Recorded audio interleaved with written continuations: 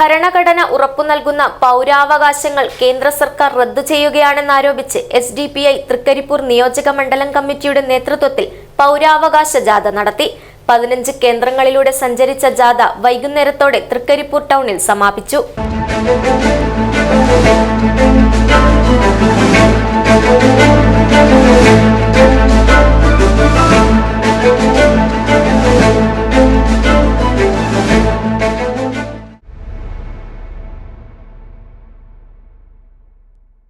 കേന്ദ്ര തെരഞ്ഞെടുപ്പ് കമ്മീഷൻ നടപ്പിലാക്കിയ SIR വോട്ടർ പട്ടിക പരിഷ്കാരത്തിലൂടെ ആയിരക്കണക്കിന് പൗരന്മാരുടെ വോട്ടവകാശം ഇല്ലാതാക്കിയത് വിവേചനപരമാണെന്ന് ആരോപിച്ചാണ് സംഘടന പൗരാവകാശ ജാഥ സംഘടിപ്പിച്ചത്.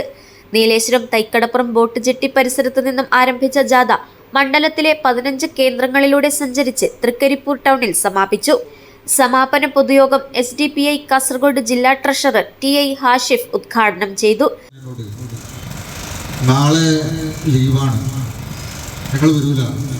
ഞാൻ ചോദിച്ചു എന്താ കാരണം? നാളെ പണിമുടക്കാണ്.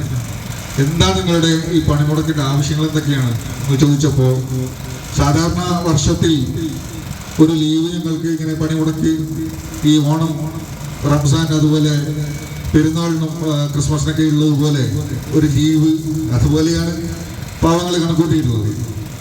അതായത് ഈ സമരം എന്തിനാണെന്നോ, ഈ പ്രതിഷേധം എന്തിനാണെന്നോ, അല്ലെങ്കിൽ ഈ പണിമുടക്ക് എന്തിനാണെന്നോ അവർക്കറിയില്ല പാവങ്ങൾക്ക്. എന്ന് മാത്രമല്ല, ഇന്ന് രാജ്യത്ത് അംബാനിയുടെയും അദാനിയുടെയും ഒക്കെ മാനേജറായി പണിയെടുത്തുകൊണ്ടിരിക്കുന്ന നമ്മുടെ പ്രധാനമന്ത്രിക്കെതിരെ ഒരു പ്രതിഷേധവും ആരും ഇവിടെ കാണിക്കുന്നതായി നമ്മൾ കാണാറില്ല.